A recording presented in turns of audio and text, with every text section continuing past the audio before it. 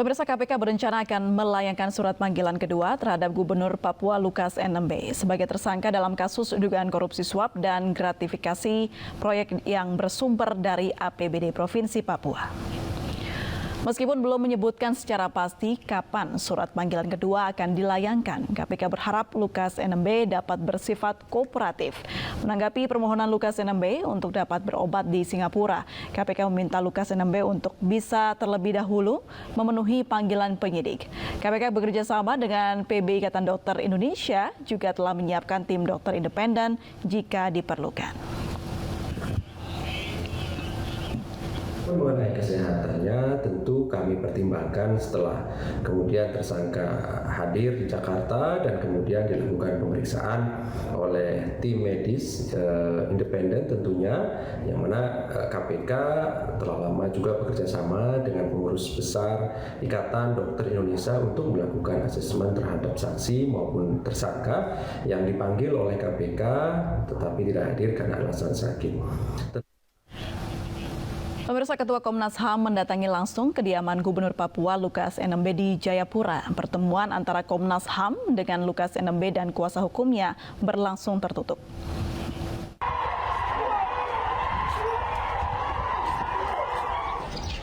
Ketua dan sejumlah komisioner Komnas HAM terbang langsung ke Papua untuk menemui Lukas NMB yang kini berstatus tersangka dari kasus dugaan korupsi. Komnas HAM mendatangi kediaman Gubernur Papua di Jayapura pada hari Rabu, sekitar pukul 15 waktu Indonesia Timur. Pertemuan berlangsung selama 1 jam. Ketua Komnas HAM Ahmad Taufan Damanik menyatakan, Komnas HAM tidak akan mencampuri proses hukum terhadap Lukas NMB.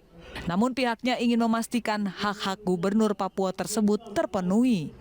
Ya, kalau masalah hukumnya tentu Komnas tidak boleh mencampuri ya, karena itu ranah dari KPK. Tapi tentu kami akan membicarakan kepada para pihak di Jakarta mengenai masalah kesehatan Pak Gubernur untuk mencarikan solusinya lah yang terbaik, yang paling manusiawi untuk beliau. Sementara itu, kuasa hukum Lukas NMB menegaskan kliennya punya hak untuk memilih pelayanan kesehatan yang diinginkannya baik di dalam maupun di luar negeri. Hak-hak Pak Lukas untuk mendapatkan pelayanan kesehatan itu tidak boleh terhenti. Karena dia punya hak sebagai gubernur, termasuk memilih dokter mana yang dia mau. Apakah di Jakarta kah, di Papua kah, atau di Singapura. Itu hak dia. Sementara itu, warga pendukung Lukas NMB terus berjaga di luar rumah gubernur hingga malam hari. Lukas NMB telah ditetapkan sebagai tersangka dugaan gratifikasi oleh Komisi Pemberantasan Korupsi sejak 5 September 2022 lalu. Pemirsa, Partai Demokrat resmi mencopot Lukas NMB dari jabatannya sebagai Ketua DPD Partai Demokrat Provinsi Papua. Hal tersebut disampaikan langsung oleh Ketua Umum Partai Demokrat Agus Harimurti Yudhoyono saat menggelar konferensi persnya pada Kamis siang.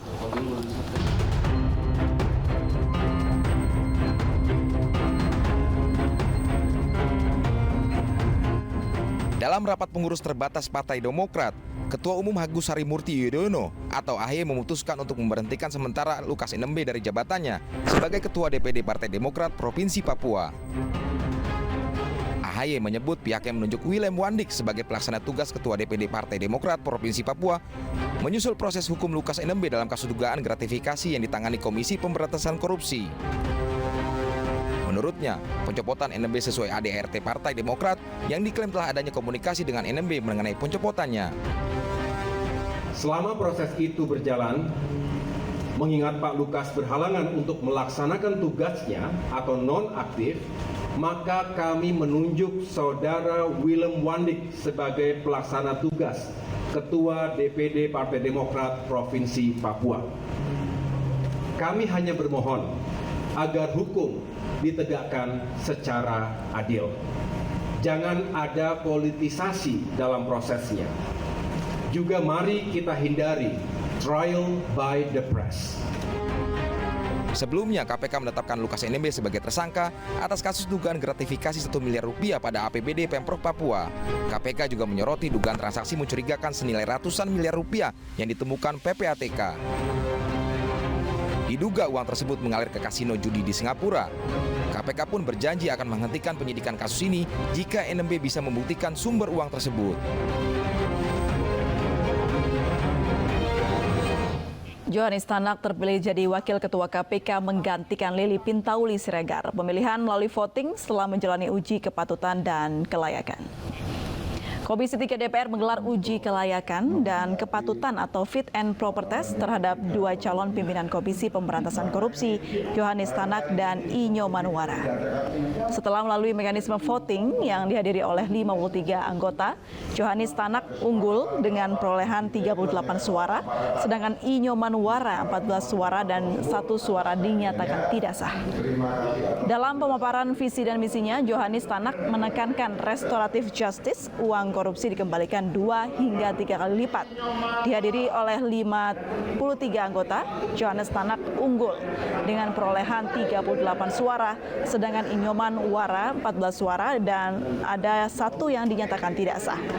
Sebelumnya Lili Pintauli mundur sebagai pimpinan KPK karena diduga melanggar etik terkait menerima akomodasi hotel dan tiket menonton MotoGP 2022 di Mandalika. Menanggapi orang yang diperiksa oleh karena ini baru kali ini Organisasi Pariwisata Dunia UNWTO mengapresiasi upaya pemerintah Indonesia karena mampu mengendalikan pandemi sekaligus mendorong kebangkitan sektor pariwisata. Hal itu dibuktikan dengan meningkatnya kunjungan wisatawan mancanegara ke Indonesia hingga 15.000 wisatawan per hari.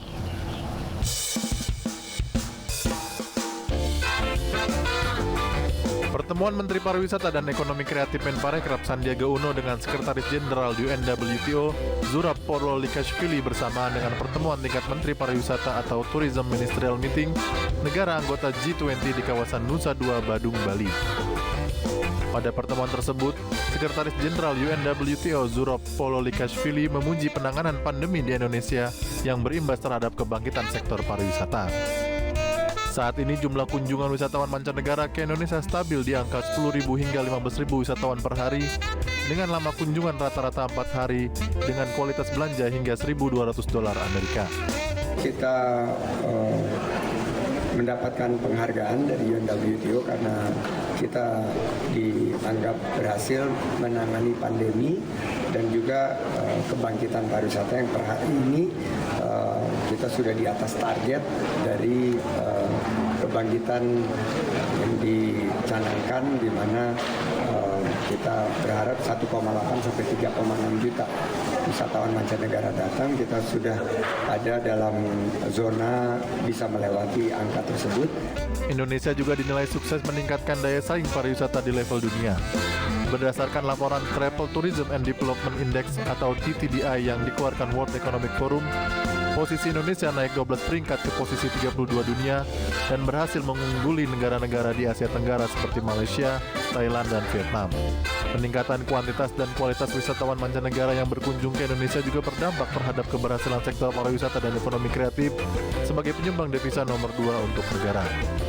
Dari Badung, Bali, Bagus Alit, iNews melaporkan.